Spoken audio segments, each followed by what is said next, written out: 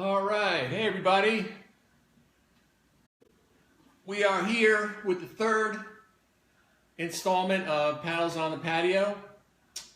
Tonight we will be talking about the Selkirk Pro S1G, one of the best paddles on the market, and I'm going to tell you why in a little bit. But first, in keeping with tradition, we'll get a little musical introduction going, and then we'll do some paddle talk. We're not on the patio tonight. We are actually inside. It's getting dark a little early now, so got to move it inside where we got some light.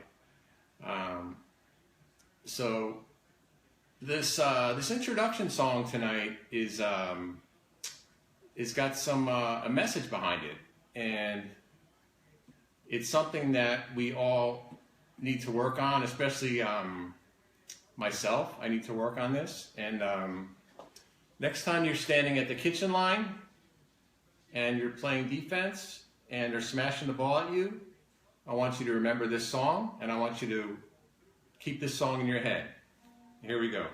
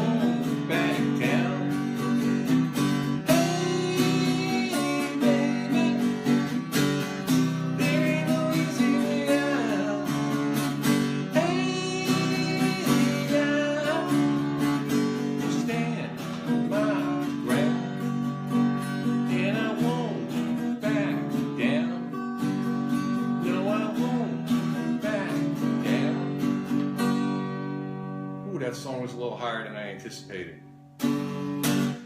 but it's live TV, and there's no second take, so we'll have to live with that. Give me a second here, and now let's get to some paddle talk. All right, let's get resituated here. But I was serious about that message. I see a lot of people standing at the kitchen and they're getting peppered with hard shots, and they're backing up. Always hold your ground at the kitchen line.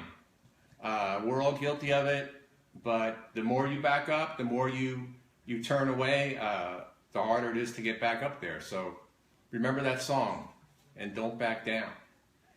So the Selkirk Pro S1G. This is the Graphite brother of the Pro 1C,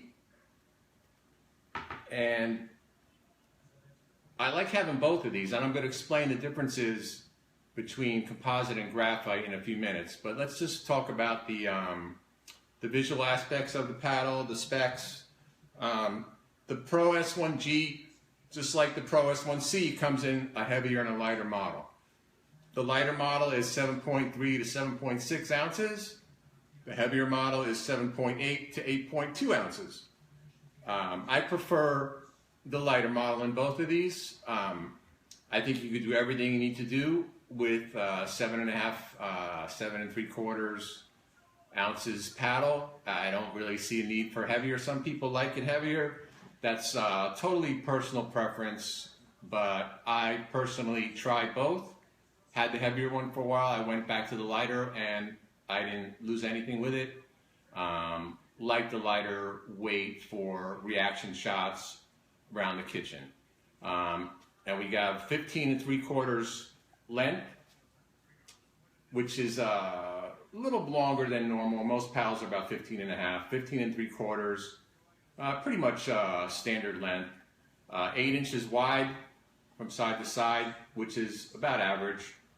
8-inch width is nice middle of the road width, and the distinguishing factor in these paddles, both the composite and the graphite, is the shape. They added more surface area down here. And in doing that, they had to shorten up the handle. So in shortening up the handle, what that does is that puts your hand right up against the paddle. So if you're somebody that likes to put your finger back here, I know a lot of people like to do that.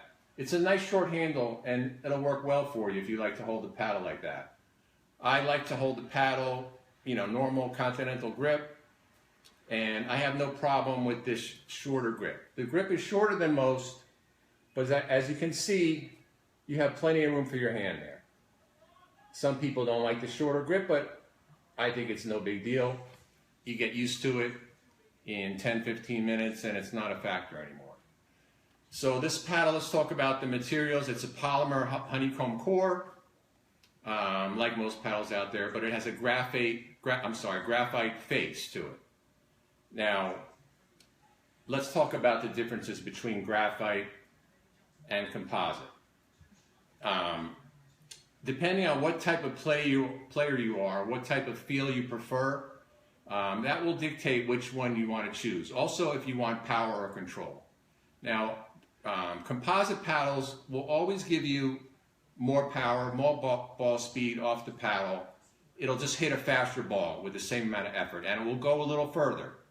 So if you like that extra power, you like to keep your swing nice and compact, go for the composite. It's also a more consistent feeling paddle. You'll get more consistent response anywhere that you hit the ball on the paddle face. With the graphite paddle, there's a little bit of a trade-off. You get a really nice soft feel with graphite. Any of you out there that use the Tempest, maybe the Pro Light Titan, you'll notice a similar feel with those paddles. You almost feel like a soft cushion when you hit the ball, a little cushion effect on there. It doesn't feel like a solid face like the composite does. And if you've tried graphite and you've tried composite, you know what I'm talking about. But if there's anyone who's thinking about, I like both these paddles, which one do I get? If you like more control, more touch and feel, go with the graphite. If you like more power, you want to hit your shots a little harder, you want your putaways and your overheads to be have a little more pop on them, go for the composite. That being said, there's not that much difference between the two as far as power goes. But it is nice to have those options available. Sometimes you're playing indoors, you're using the jugs ball or another ball, and you're having a hard time getting that ball through the court. You'll want to use the composite paddle for that. If you're playing outside and it's windy, you're having trouble controlling the ball, you're just trying to keep the ball in play, this is the one you want for that type of condition. Also, you're using a softer ball like the Pure 2. You want maybe to use the composite so you can feel the contact better, the ball hitting the paddle. If you have soft with soft, it feels rather mushy. So there's a lot of factors involved, but overall, you need more power, go with composite. You need more control, go with graphite. It's pretty much as simple as that. So now that we've spoken about the look of the paddle, let's talk about how it plays. Now this paddle, like the composite paddle, has a great balance of control and power. But with this model, with the graphite model, it leans more towards control, just like I was talking about. But you still get a good amount of power. You just have to swing a little harder than with the composite. It's definitely towards the control end of the spectrum. But if you want to compare it to other paddles that are similar, the Tempest, everybody knows the Tempest. This has a little more power than the Tempest. So if you love the soft feel of the Tempest, but you want a little more pop, this would be a great one to try out. The Titan, the Pro Light Titan, is very similar to this as well in the way it feels. It has that nice soft feel around the kitchen. A lot of people really like that feel. That's the number one reason to use a graphite paddle is for the feel and for the touch. No other reason, really. So if you value that above all other things, then go for graphite paddle. So we spoke about the graphite face gives you a very soft feel, great for dinking, nice and controlled on your ground strokes. You can swing pretty hard and not have to worry about the ball taking off on you. It's not just going to shoot off your paddle uncontrollably like it can with some very powerful paddles. The sweet spot, as with most graphite paddles, the sweet spot is not going to be so forgiving as it is with composite. So you really need to be able to hit the ball in the center of the paddle. Otherwise, you're going to notice it's not going to go anywhere. And people that use paddles like the Tempest, they know what I'm talking about. And a lot of the pros use the Tempest, but they have no problem hitting the middle of the paddle. Some of us rec players, 4.0 to 4.5, might have some issues hitting the center of the paddle. So, and that doesn't necessarily always translate to skill level. But if you can consistently hit the center of the paddle, then don't worry about the graphite. You'll be able to handle it. Those mishits won't penalize you as much. But the sweet spot is, it's about average size with this paddle. Not as big as with the composite paddle, but it's not an issue to where you're going to be missing or mishitting a lot of shots, hopefully. So that being said, if you're in the market for a new paddle, you like the graphite type of paddles, you like the Titan, you like the Tempest, I really think you should give this one a try. This is probably the best graphite paddle on the market right now. It's a little bit pricey, but I feel like it's worth it. Selkirk makes very well crafted paddles. They'll hold up for a long time. There's never an issue with construction. They're all, pretty much to spec, and you can rest assured when you get a Selkirk, you'll get a quality product. They come from Idaho, and they're very their quality control is great there. So check out this paddle.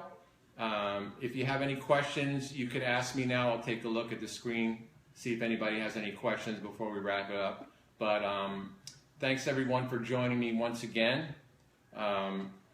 This was our third edition. I hope to keep doing these. And let's take a look at what questions we have here. Yeah, Kelly, where's the patio? The patio is not around today. Okay, so hopefully we'll get a lot of people watching on the replay. And if you have any questions, please ask me in the comments section. I know these live videos, unless you happen to be, browsing Facebook at the time, you're going to miss it. But I don't have a lot of room on my phone. I'm running out of storage all the time, so doing live video is a great way to get around that. So until I get another phone with more space on it, I'll have to do live videos. So anyway, I hope you enjoyed this edition of Paddles on the Patio.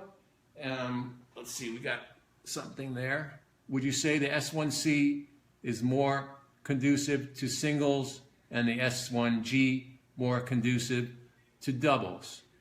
That's a good question. I would say both of these paddles are good for doubles, primarily for doubles. If I had to pick one for singles, I would pick the one with more power.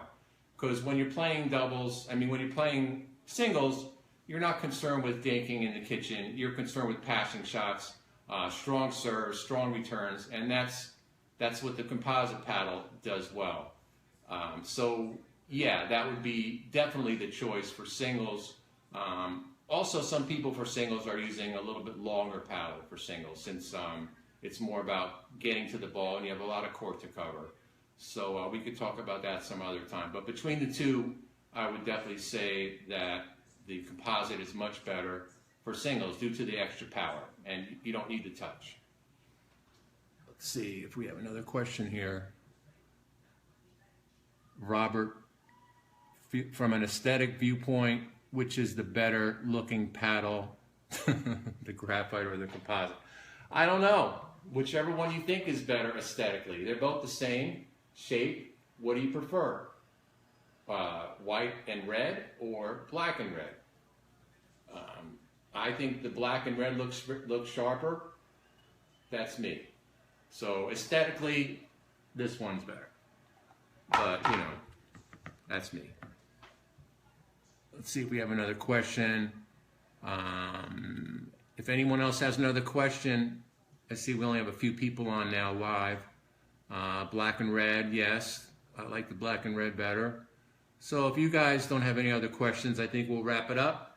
And we'll see you next time on Paddles on the Patio. And thanks for tuning in. Have a good night.